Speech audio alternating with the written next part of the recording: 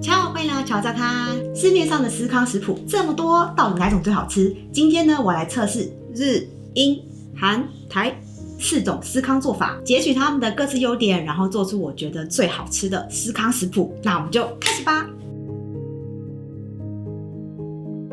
第一款食谱是来自日本的 YouTuber 网络分享的，那这在上面呢有超过100万的浏览率，很多人留言说这是他吃过最好吃的司康，所以我也蛮期待的。那司康的食谱呢，通常大同小异，比较差别比较大的地方就是它的液体的部分。这一款用到的是鸡蛋跟牛奶，然后烘烤时间是预热210度，实际烘烤温度是200度15分钟。那我先来预热烤箱。今天是使用3级烤箱42公升新出的白色款，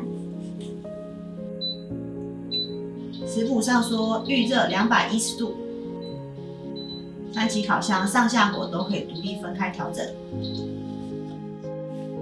司康是很平易近人的甜点，不需要特殊模具，只要一个烤盘就可以出炉，很适合新手。我用的压模大小直径是5公分，你也可以用差不多的杯子来压哦。沾点面粉防沾黏，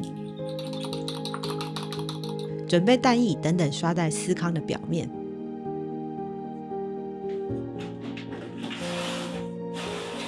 第一款食谱入炉，在烤箱内尽量长高吧。第二款它来历不小哦，它是前英国女王爱吃的司康食谱。这是白金汉宫御用主厨公布的，他有出一本食谱书，然后里面呢就有公开这个司康食谱。差异的地方就是它的糖用的比较多，是日本前面那款日本食谱的将近2倍。然后液体的部分，它是用了鸡蛋跟白脱牛奶 （buttermilk）， 但因为我们这边买不到 buttermilk， 所以我用的就是牛奶加一点柠檬汁替代。所以如果你想尝试的话，也可以这么做。然后另外它的烤温呢比较高，220度，只烤10分钟。这里有影集 The Crown 的粉丝吗？我最爱的影集之一，里面优雅的伊丽莎白女王经典下午茶点心就是司康配奶茶哦，让我做司康的时候很常想到它。白金汉宫的食谱呢是刷蛋黄。第二款司康入炉。第3种食谱，这是来自韩国的司康专门店出的司康食谱书。噔噔，这一本，那里面呢，我截取它的原味司康食谱，糖量跟英国女王差不多，但是它的特别就是它的液体用到的是鲜奶油跟鸡蛋。前面几款呢，一个是用牛奶，一个是用白脱牛奶，两个其实乳脂肪含量差不多，但鲜奶油的话，乳脂肪含量就是35，所以大大提升。然后另外它的烤温比较低，180度烤19分钟。司康呢，本来感觉大同小异，但今天选这几种食谱，除了精挑细选过呢，刚好每一种都各有特色，很期待等等的试吃跟比较耶。韩国这一款要求面团冷藏30分钟再来压模。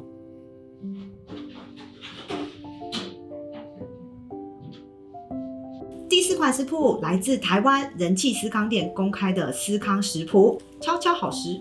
我还有挂名推荐哦，教你在家做出不干口不塌陷的超好吃司康。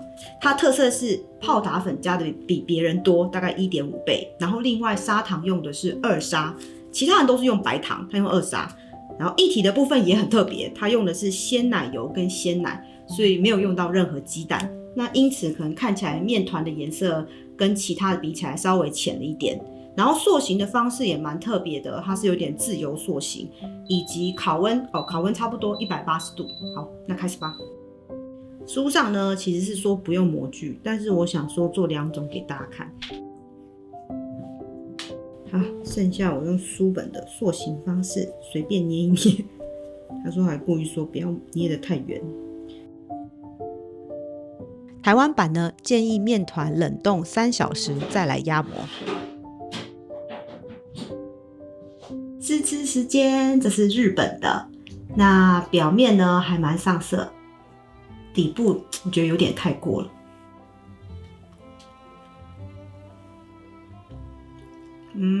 不会太干，但也没有很湿润，有一点点普通，没有什么特别的记忆点，底部有酥脆的感觉。第2款来试吃女王的司康，好期待哦！首先看它外观，我觉得它那个刷蛋黄这一招很厉害，我要把它学起来，因为这样司康的表面看起来就非常亮，然后非常上色。不过我觉得它整体烤完有点太高，因为你看它底部有点几乎快要烤焦了。另外我看它呢4个这样烤起来都蛮硬挺挺的，所以外观来说我觉得它蛮漂亮的。底部有点酥酥的，还不错。然后的确有吃到比较多甜味，因为我有特别延长一点烤的时间，中间还是吃到有一点那种面粉那个兜一的味道。应该要降低烤温，然后拉长时间，把中心给烤透。那还蛮好吃的。第3款来自韩国的食谱，外观看起来也是很漂亮，而且呢，我觉得180度是最适合的烤温，因为它不止表面上色漂亮，它底部也不会太焦，然后也有这样子完美的司康经典开口笑。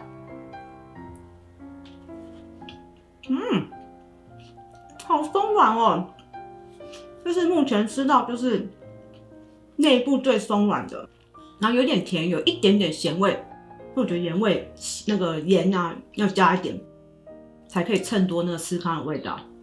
我觉得它的特色就是它加的是鲜奶油，所以吃起来特别的松软。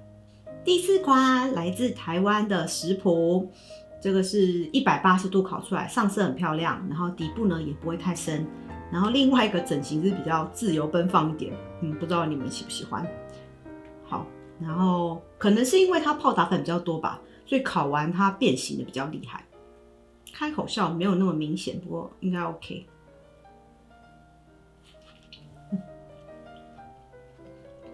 也是很松软，然后底部脆脆的。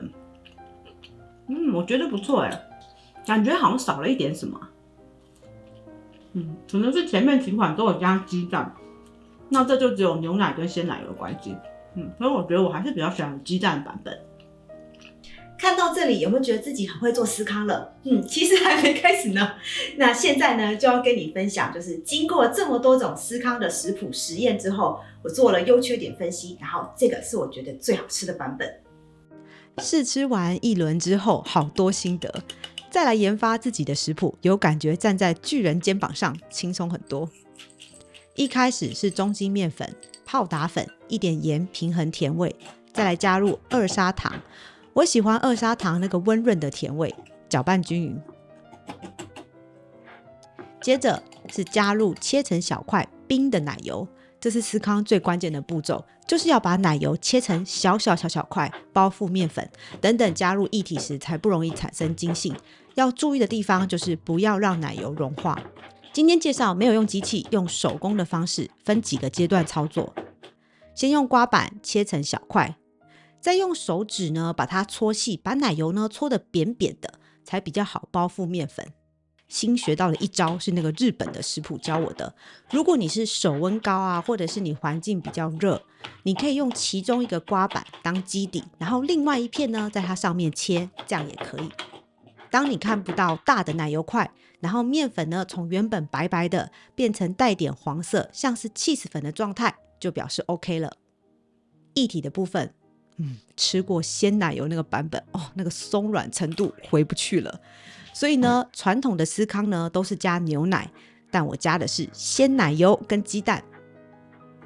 要做出外酥内软的司康，不要过度搅拌，拌到看不到干粉就可以。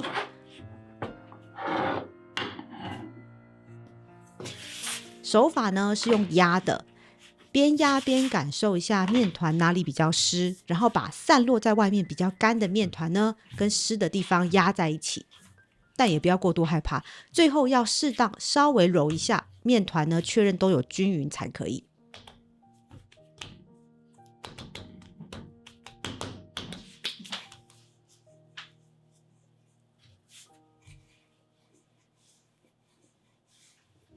撒点手粉，用擀面棍擀成2公分厚度的面团，不要太厚太厚的话你最后中心会烤不熟。保鲜膜包好，冷冻至少1个小时。会选择用冷冻是因为等等呢压模的时候不容易变形。那有静置过的司康呢，烤出来一定会有开口笑的造型。如果你不是很在意外观的话，司康面团不用静置，直接烤也是可以。等待时间，我们来做司康的好伙伴凝脂奶油，就像松饼要搭配枫糖浆一样。正统的英式司康是会搭配凝脂奶油跟果酱。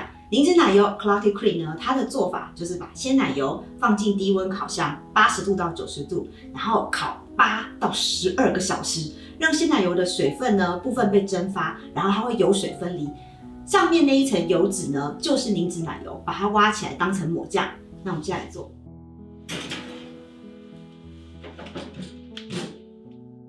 不过呢，我不想要等12个小时，我等一下就要吃了，所以今天要跟你分享，只要15分钟就可以完成凝脂奶油的做法。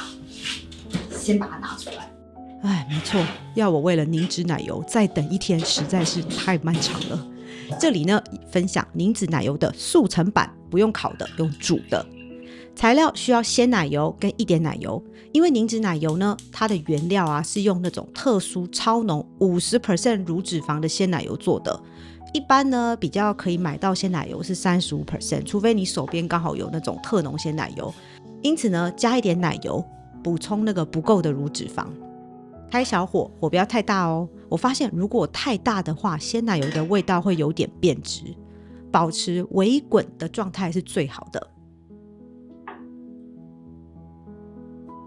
我做的量呢没有很多，200cc 左右，只要煮10到12分钟。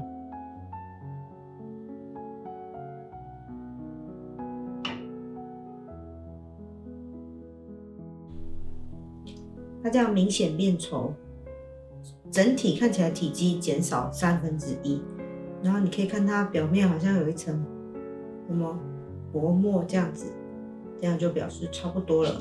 冷却之后会再浓稠很多，所以不要煮得太稠。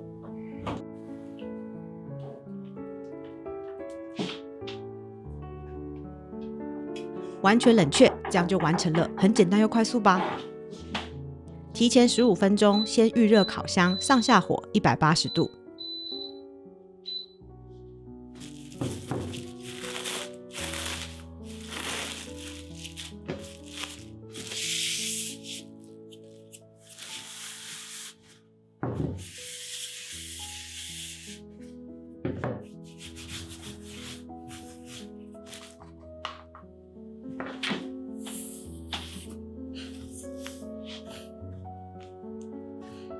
经过冷冻的面团，压完不会变形，很好操作。这个分量可以做8颗。司康是当天现做现烤最好吃，所以面团呢可以先冷冻保存，随时要吃再烤，口感是最棒的。压剩的面团聚集起来，再擀成2公分的厚度，继续操作。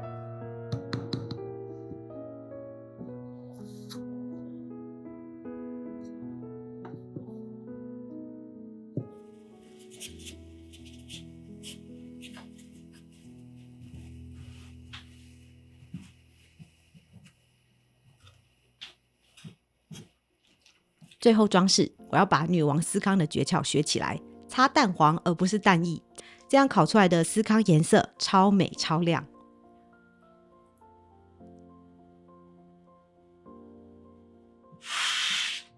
放中层180度19到20分钟。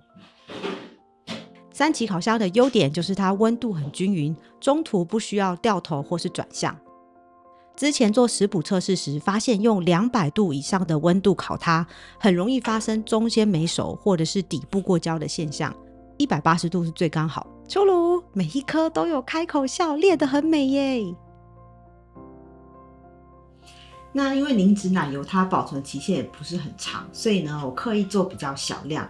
那用煮的方式的好处是你想要做多少就可以做多少，因为如果你用烤的话，通常要做比较大量才比较不会失败。好，那我们现在看它凝固了没？看起来很不错，挖给你们看。哇，你有看到这种非常 creamy 的感觉？这就是我们要的凝脂奶油。听说除了英国，很少有国家在卖，就算有卖呢，也是非常贵，所以自己做。没想到这么简单又快速吧？它的味道呢，很像一个非常浓郁的鲜奶油，但又没有奶油的油腻感，就是很清爽又 creamy，简单来说就是鲜奶油变成抹酱的状态。